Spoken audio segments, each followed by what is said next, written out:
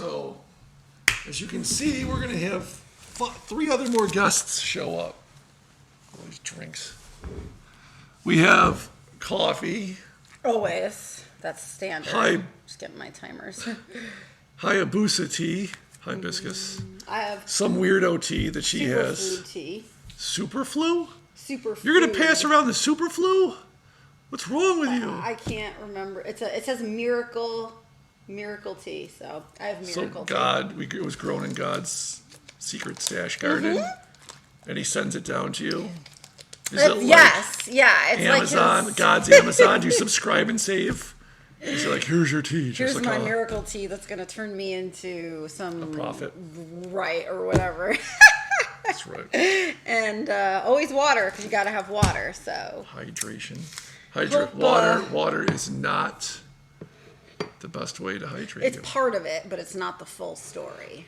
There's better ways. You need some sugars and because I was a nurse. I am a nurse, and no, you weren't. Usually, she's lying. Well, so our basic hydration is normal saline, but that is actually a salt water. Oh. Like we never hydrate people with just water. So if you really are trying just a basic hydration every day, you'd want a little salt in your water. That's normal saline. That is what your blood fluid, the fluid in your blood is composed of, is this, and salt is the big factor. Now, sometimes people get super dehydrated where you actually need to add in potassium, magnesium, some of the electrolytes, and they need some sugar. Titanium, because aluminum. They're dehydrated. So you can also, a little sugar sometimes is actually okay for hydration. So the next time... that's your helpful hints for hydration from a nurse. Next time you go overboard from a ship in the middle of the ocean and you're clinging to your driftwood or raft, if you were smart enough to grab one, make sure to just drink away. You'll be fine. Now, I have tried to put salt in my water and I die. It's so gross. One time I put 3 tablespoons in. Because I was like, well, I don't know, because I was pretty dehydrated, and I was like, well, I don't know. Oh my gosh, I remember! She was in the next room, so I didn't consult her. And I was just 1, and then I was 2, and I was like, fuck it. I don't know how you did it. I know. And it wasn't this much water. It was like a slurry. It wasn't even water. I had to spoon it out. And I thought I was going to vomit my insides out for good reason. The remainder of the day. I'm surprised you didn't. Quite interesting. I am honestly surprised that you didn't. That's pretty hard. Therapy. That's pretty hard freaking gore. Yeah, I don't know. There's something in the middle about of Walmart. it. I was denial. Oh yeah, I remember that message. I was yeah. What do you do when you're in the middle of a big store like that? You run to the bathroom in preparation for the vomit? Yeah. But then you sit there and you're like, well, I don't have because once you get to the bathroom, then you're like, oh, I'm feeling better. Or do you just go, well, I think I have to throw up right out? So you take your chances, and then maybe you don't throw up, but maybe you yak all over aisle 40 in front of the linens, and then you're faced with the option, of course, of running away and pretending it wasn't you. I don't like that. Or going to get an employee and going, hey, here's a biohazard cleanup for you. Have fun with that. Bye. So my experience, when I was a nurse, my last job was home hospice. And there was this one day where I was just really nauseous for some reason. I can't remember exactly why. And I went to go knock on my patient's door, on the verge of hacking. And you vomited in their face. I was knocking, and then it was wait, no, I can't do this. I literally ran back across, back to the car to the other side. So you played ding dong ditch. Did they open it up, and were they looking around? Because I didn't want to have them open the door and then yak. Yes. So I went running. So instead, you ding dong ditch. Were they looking around? They were punk kids. Ding dong ditch. I don't. Or did they see you vomiting on the other side of the vehicle? I don't think it took them a while to get to the door. They never opened it, thankfully. Well, that's right. You serviced geezers. Yeah. So I did what I had to do, relaxed because it wasn't from sickness. I think it was from prep. Is when I was doing prep for my my shows because I wasn't sick. So it wasn't like I was like a nurse. I should make that clear. Like I wasn't sick and then trying to go get people sick. Hey, that's job preservation. That's everybody does it. But it wasn't that actually. That's what you do, it children. was something to do with prep. Dude, that would mean you were the government. Oh, I think it was a pill. Then... It was a pill that I had taken for prep. Yeah, and that's what made it. That's what made yes, me do it. I often vomit from random pills I take. So always run wherever you are. If you feel like you're going to do it, prep. Go to the bathroom. Go to a neighbor's yard. Listen, like I did. Once it leaves your mouth, it's someone else's problem. Just. Anywho, hopefully everybody had a good week, right?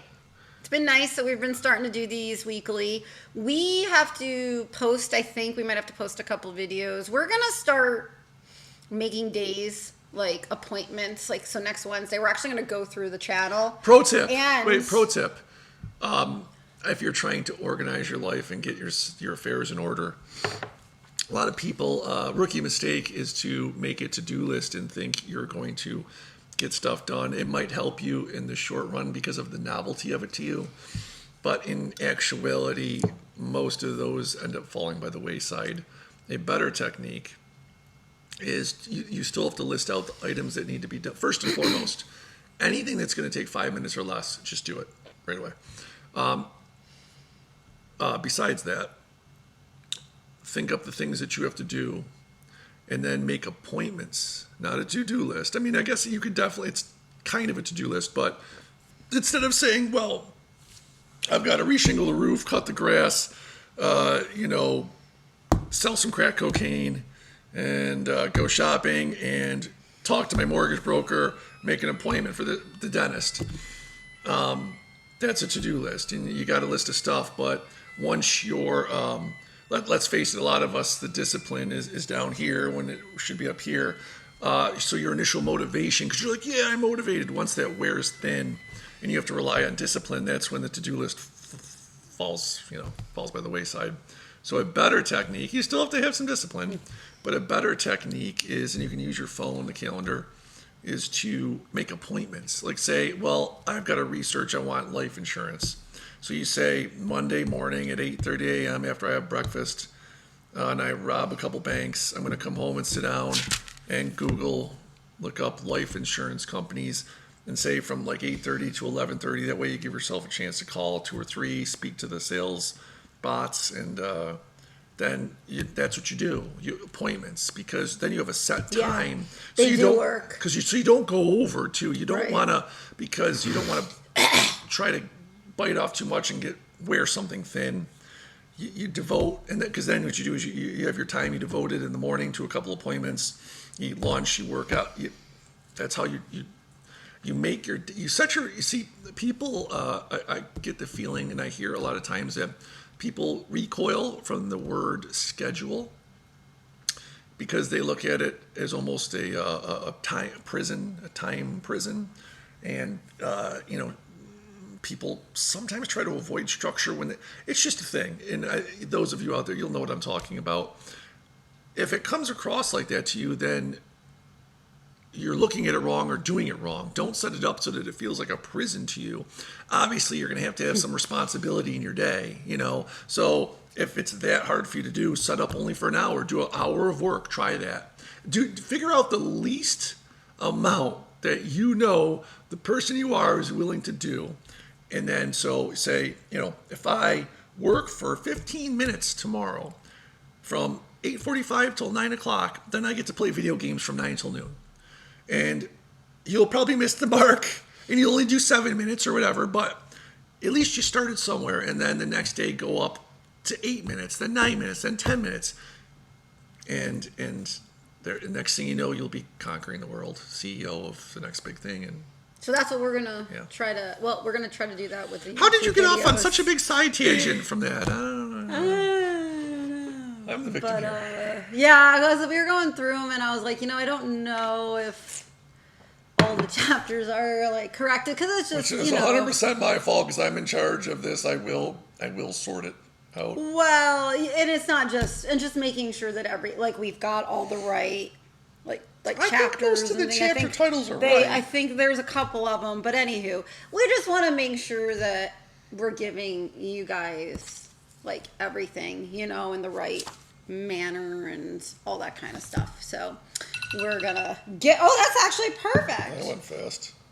So anywho, we're kind of getting back to the grind of doing this like every week. Our life has been like super insane the last 3 months. So it's been a little hard to do it weekly. So we're excited to come back and do this every week and just like spread the word of the Lord and all of the things that he's just doing in our life, because we want to always give him the credit and give him that glory and just kind of showcase like who he is, like who his heart, like what his heart really is, what Jesus really he gives you what you ask for in your life. Yes, he gives you what you ask for. I want to make, it's important for me to, and I'm sure for you, to make sure that we glorify God and really represent what he's doing here in our life and who he really is and what he's teaching us. So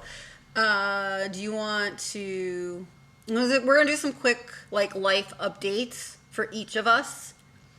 And then we're going to kind of do a little bit of parenting and children and the Lord and some things that we're trying to do with our daughter to help guide her. So why don't you go first? Because with what? You've been making a lot of strides with the Lord about? And what he's been doing with your discipline and things like that. Huh? Yeah. Sometimes he gets all I'm really annoying to be around. So she has to put up with me. At this point, I'm just like, okay, go. Whatever. I know you. Yes, everybody just tunes me out. That's why. Because you're the best. I talk nonsense all the time, so I deserve it. No, but yeah, you go first because I'm so proud to see the Lord do work in your life. So I guess I should preface this by recounting how,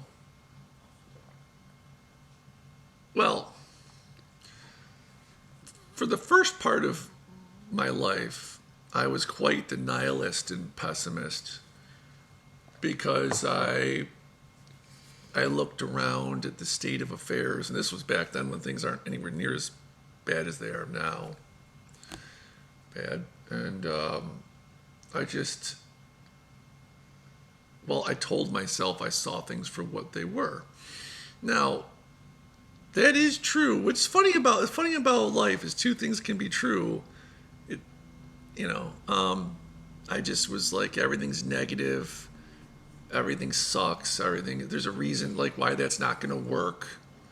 Which, to be fair, sometimes that's true. Well, to be fair, it could be true because it's not like I'm dumb and I'm observant. So, it just was for example, if someone announced it, let's go somewhere. If we were hanging out, I'd automatically be like, well, but we're going to be late to traffic, and the last time we were there, it sucked, and it's not going to be that good. There was just always the acknowledgement of the potential negatives of each situation. And I don't know the means by which I became aware and then in turn decided to fix it. It, quite frankly, probably was the Lord. A couple of years ago, babe. Well, my friends, what, 4 years ago you started? Yeah, my friends really when I was started? younger. My friends when I was younger would kind of say, bust on me about how I was the negative forecast. But I was like, no, I'm just a realist, And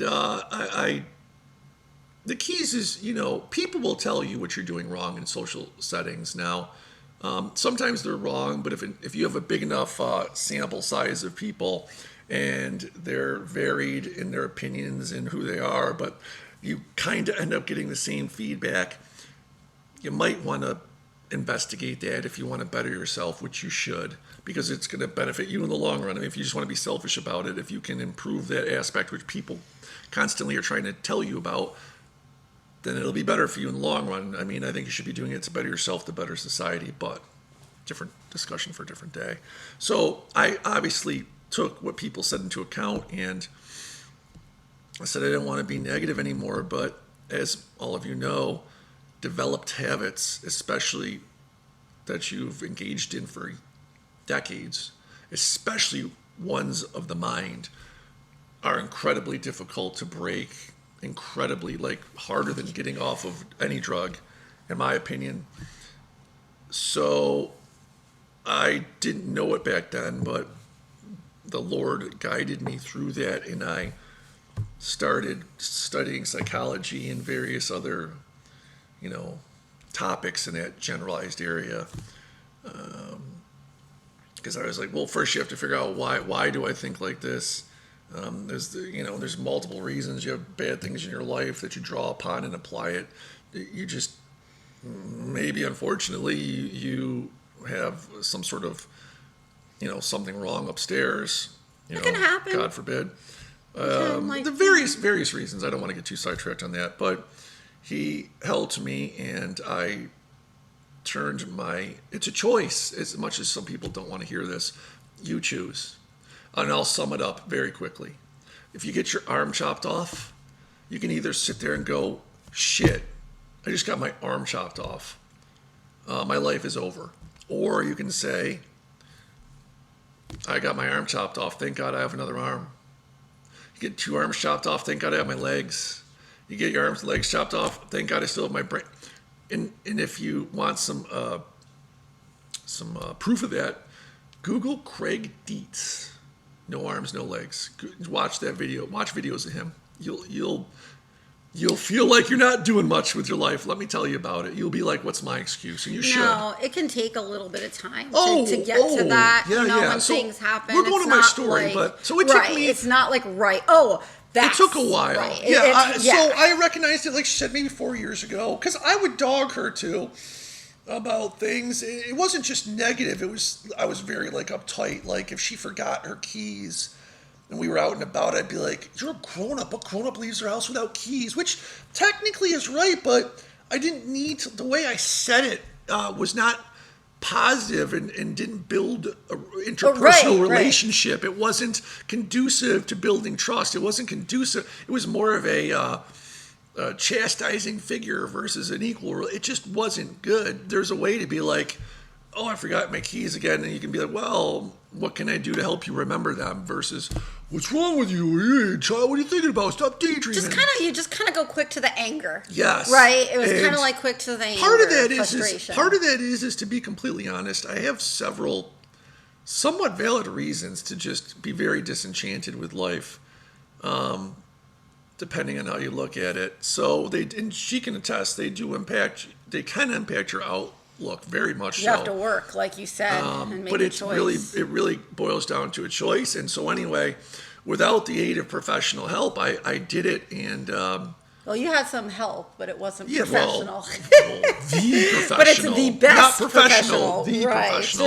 And I did it, and looking back on it, it's pretty amazing. So fast forward. These other, I've always been a huge procrastinator for various reasons, but I always told myself one of them was which, pain and just I always feel like garbage. It's very rare that I feel even remotely good. You have a lot of major. I got a lot of major issues. He's got his feet, major, his spine, he has 2 rods in his back from scoliosis. There's way and more than that. Fused in his lumbar area with screws. That's why I'm always doing this. So, yeah. And there's more in my heart. There is a lot. So I rarely feel good. Right. And that really, so when, we'll go pick up that, I don't want to. It hurts. It hurts just sitting here. It hurts blinking. And I'm tired. I don't have any get up and go. Yeah, from the pain and stuff. I just was like, well, and it's, well, it's not fair. I should be able to sit around. Why? It's just sitting there. Who cares, right? But that doesn't, it's hard to, I guess why in my mind, I guess it's more stress on her because then she ends up doing more stuff and she can't because of her stuff. But I do. And it's a representation of myself. It doesn't matter how fucked up I am. I represent her. I represent my family. I represent myself. I represent, most importantly, God.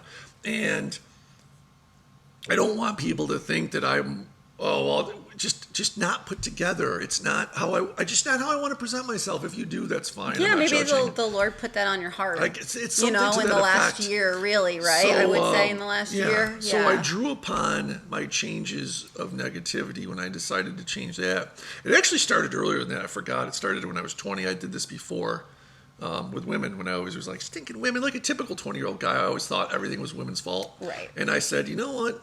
A quick little detour, and I'll get back to the main point. I was like, women's fault, a couple bad relationships, whatever. And I said, what do I really know about this? So I started reading. The best thing you can do is start researching anything that you don't like or you don't understand. Men Are From Mars, Women Are From Venus was a great starter book. Just because we all speak English does not mean women and women speak the same language, period. I won't go into it much more than that. So I changed then. I realized it was me. I was me, what I put in the relationship, So then I did that, changed that. So now I decide if I don't allow myself, one of the ways the Lord helped me do it is I just don't allow myself to even argue with myself, sort of my inner monologue. If something has to be picked up, the second I recognize, like, that shouldn't be there, that needs to be picked up, I was asked to do this, I have to, boom, I do it. There's not even a millisecond that I let go by where I can, like, give my brain the opportunity to plead the case. Like, oh, well, you can just do it in a couple minutes, and I was sneaky. Because of my pain, I always tried to tell myself, I'm being, what's it called when you do a bunch of things at once? You streamline. You're being efficient. Yes. I was like, well, if I get up now and go pick that up, then I come sit down, then I got to get up to do the dishes. Then I have to that's me getting up 6 times. Where if I just wait 10 minutes till I'm done sitting on the couch, I can go do it all. But the problem is that in and of itself, theoretically, that's not a bad idea. But it didn't work for me because it was an excuse to put it off. So now when I see something that has to be done, and granted this takes a lot of discipline, I guess, the Lord's given me ample now for... Well, I was going to say, do it. Do it. You've been praying, right? A lot about... I've been praying for a bunch of things. Focus this is one, because I cannot focus to save my life.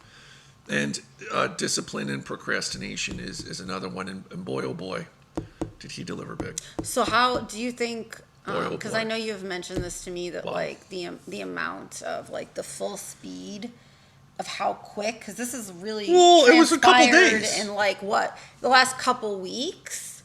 Well, I made up my mind. A couple days you were like, bam, I made up right? my mind, and then the next day or whenever I made up my mind, I just started doing it right then and there. I said, well, that needs to be done, and I did it.